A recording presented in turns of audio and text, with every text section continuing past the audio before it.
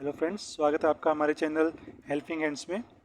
आज की जो हमारी वीडियो है CIB module A economic analysis, इसको जो मैं इस मॉड्यूल ए को हम आज स्टार्ट करने जा रहे हैं। तो फ्रेंड्स, जैसा कि आपको पता है CIB के एग्ज़ाम अभी जल्दी ही होने वाले हैं, तो आप अभी से जो अपने एग्ज़ाम की जो तैयारी है वो स्टार्ट कर दीजिए। तो आज हम इसको पढ़ेंगे।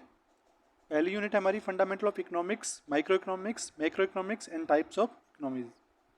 सबसे पहले बात करते हैं इकोनॉमिक्स। इकोनॉमिक्स क्या है? Economics is the science which studies human behaviour as relationship between ends scarce और विच हैविंग अल्टरनेटिव यूज। तो इसमें जो इकोनॉमिक्स क्या है, इकोनॉमिक्स वो साइंस है जो स्टडीज़ करती है ह्यूमन बिहेवियर को as a relationship between ends. Ends मतलब क्या हो गया? डिमांड्स और वांट्स। ह्यूमन की जो क्या है, क्या उसकी डिमांड है, क्या उसकी वांट्स है, क्या वो चाहता है। और स्केर्स मतलब मीन्स और रिसोर्सेज, तो उस डिमांड को पूरा करने के लिए क्या रिसोर्सेज है, उसी को ही इकोनॉमिक्स कहते हैं। ये जो स्टडीज़ है इसकी, उसी को इकोनॉमिक्स बोला जाता है। एंड्स मतलब डिमांड्स और want, scarce means resources. Friends, कई बार डायरेक्ट यही क्वेश्चन पूछ लिया जाता है कि एंड्स का मतलब क्या है। तो एंड्स का मतलब है डिमांड और स्केर्स का मतलब क्या है? रिसोर्सेज। ये डायरेक्ट क्वेश्चन भी एग्जाम में आता है। Economics deal with the production, allocation, use of goods and services. आगे हम बात करते हैं friends Adam Smith. Important question है। एडम स्मिथ ये फादर ऑफ मॉडर्न इकोनॉमिक्स है। डायरेक्ट क्वेश्चन ये पूछा जाता है, फादर ऑफ मॉडर्न इकोनॉमिक्स कौन है? तो इनका नाम है एडम स्मिथ। अब इनके द्वारा एक बुक लिखी हुई है, आप इसका नाम देख लीजिए, an inquiry into the nature and causes of wealth of nations. ये इनकी द्वारा लिखी हुई बुक है। इसको फ्रेंड्स याद से करना पड़ेगा, क्योंकि ये क्वेश्चन आ जाता है एग्ज़ाम में, डायरेक्ट ही पूछ लिया जाता है कि एडम स्मिथ ने कौन सी बुक लिखी है या इस बुक का जो है राइटर कौन है। एडम स्मिथ ने क्या किया है? इकोनॉमिक्स को डिफाइन किया है स्टडी ऑफ वेल्थ। इसलिए इनकी जो द्वारा जो डेफिनेशन दी गई है उसको वेल्थ डेफिनेशन बोला जाता है।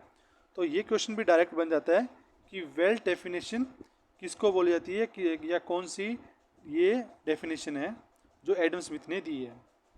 आगे हम बात करेंगे मार्शल डेफिनेशन। मार्शल ने जो डेफिनेशन दी है उसको वेलफेयर डेफिनेशन भी बोलते हैं। उसने क्या कहा है कि उसने बताया कि जो इकोनॉमिक्स है is the study of Mankind in the ordinary business life. इसका जो पूरा नाम है प्रोफेसर अल्फ्रेड मार्शल। इसने क्या कहा है कि more important given to study of man, he said economics is the science of human welfare. तो इसने ह्यूमन वेलफेयर के बारे में बात की है। मार्शल डेफिनेशन के अंदर ये चीज़ आती है। फ्रेंड्स, इसमें आपको डायरेक्ट क्वेश्चन इसी टाइप के मिलेंगे कि मार्शल डेफिनेशन या वेलफेयर डेफिनेशन किसको बोलते हैं। तो मार्शल डेफिनेशन को वेलफेयर डेफिनेशन बोलते हैं। या क्वेश्चन पूछेंगे वेलफेयर डेफिनेशन किसके द्वारा दी गई है, तो वहाँ पे आपको ऑप्शन दे देंगे Adam Smith, Alfred Marshall, Robinson. तो आपके पास ऑप्शन है अल्फ्रेड मार्शल। आपको जो मैकमिलन की आपकी बुक है उसके अंदर भी ये डायरेक्ट क्वेश्चन, आप जो जैसे चैप्टर खत्म होता है उसके पीछे आप जो क्वेश्चन पूछते हैं उसमें डायरेक्ट इसी टाइप के क्वेश्चन है। नेक्स्ट जो हमारी है रॉबिन्स डेफिनेशन, जो हमने स्टार्टिंग में बात की कि इकोनॉमिक्स क्या है, जो रिलेशनशिप है एंड्स एंड स्केयर की, वही यही वाली डेफिनेशन है। Economics is the science which studies human behaviour as a relationship between end scarce. तो एंड्स क्या होता है? हमारी वांट्स, और स्केयर्स क्या होते हैं? रिसोर्सेज। इनका पूरा नाम है लियोनल रॉबिन्स। इन्होंने क्या किया? Economics is the study of means and and. और इनकी जो डेफिनेशन दी गई है उसको स्कैरसिटी डेफिनेशन बोलते हैं। तो फ्रेंड, आपको ये तो एक बार याद करना पड़ेगा। हालांकि ये वीडियो मैंने एक इसके साथ एक लिंक शेयर किया है ब्लॉग का, तो वहाँ ब्लॉग पे आपको ये डायरेक्ट मिल जाएंगे। वो पेज ओपन करोगे तो उस पेज में आपको डायरेक्ट ये जो भी आपको ये स्लाइड दिख रही है, ये वैसे की वैसे ही आपको उस पर दिखेगी।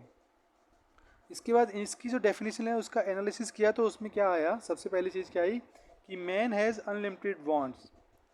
मैन की अनलिमिटेड वांट्स है। उसके बाद नेक्स्ट क्या है? This mean to satisfy human wants are limited.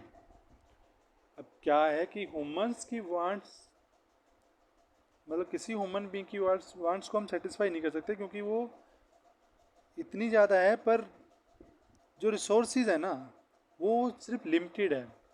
अगला जगह resources are not only limited but have alternative use. आगे बात ये क्या कर रहा है कि रिसोर्सेज ना सिर्फ लिमिटेड है, उनका अल्टरनेटिव यूज़ है। मान लिए जैसे आपके पास, आपको या तो एक पेन लेना है, या एप्पल लेने हैं, या जो कुछ इसी उतने प्राइस का कोई और आइटम लेना है, तो आपको क्या करना है, उस 50 रुपये या जो भी या 100 रुपये आपके पास है, उसको सिर्फ आप एक चीज़ ले सकते हो, या तो पेन ले लोगे या एप्पल ले लोगे। तो मतलब ये कह रहा है कि इसके लिमिटेड ही नहीं है, इसके अल्टरनेटिव यूज़ भी है।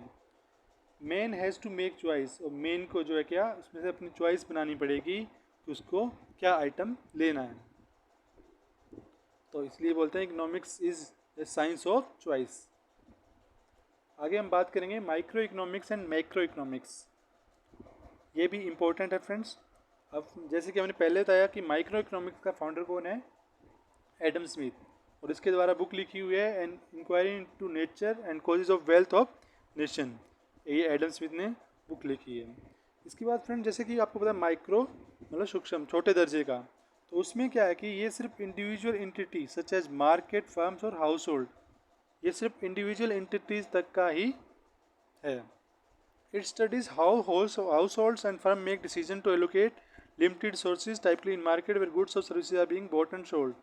ये क्या करता है कि इंडिविजुअल लेवल या हाउस होल्ड लेवल या फर्म्स लेवल पे ये डिसीजन लेते हैं कि जो लिमिटेड रिसोर्सेज है उसको हमें कैसे यूज़ करना है, क्या हमें परचेज करना है, क्या हमें सेल करना है, वो माइक्रो इकोनॉमिक्स के अंदर आता है।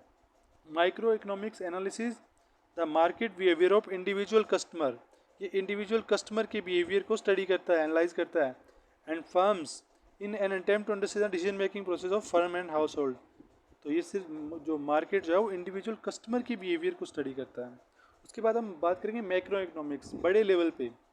तो इसका जो फाउंडर है वो जॉन मेड कीन है, ये आपको याद रखने पड़ेंगे नाम।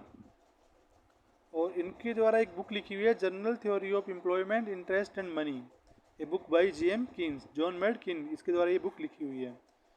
Concern with overall performance of the economy, ये किससे कंसर्न करता है, overall performance of the economy, पूरी इकोनॉमी की जो परफॉर्मेंस है उसको ये एनालाइज करता है।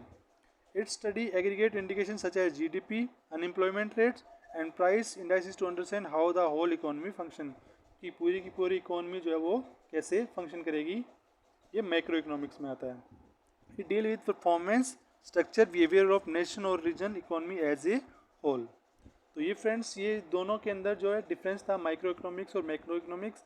माइक्रो इकोनॉमिक्स क्या करता है, ये इंडिविजुअल एंटिटी का बिहेवियर जो एनालाइज करता है, और जो मैक्रो इकोनॉमिक्स है वो एज ए होल मतलब पूरी इकोनॉमी मतलब कैसे परफॉर्म करेगी ये, और पूरी जीडीपी, अनएम्प्लॉयमेंट रेट, इंडाइसेस, ये सब ये जो आते हैं ये मैक्रो इकोनॉमिक्स में आते हैं।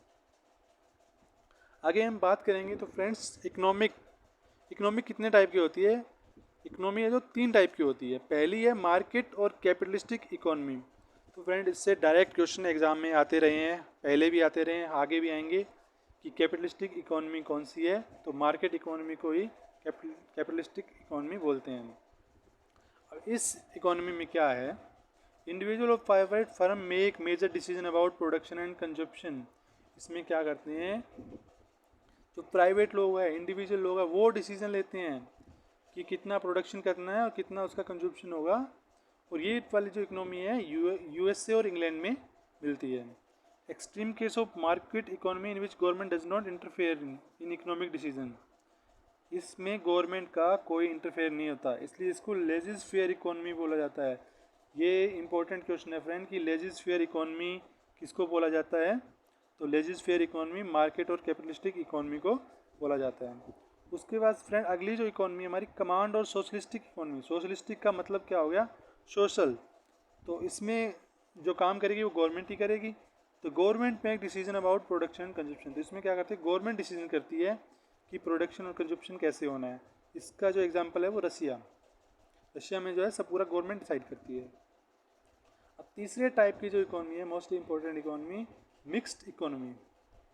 मिक्स्ड इकोनॉमी एग्जांपल इंडिया, सबसे बड़ा एग्जांपल इसका इंडिया।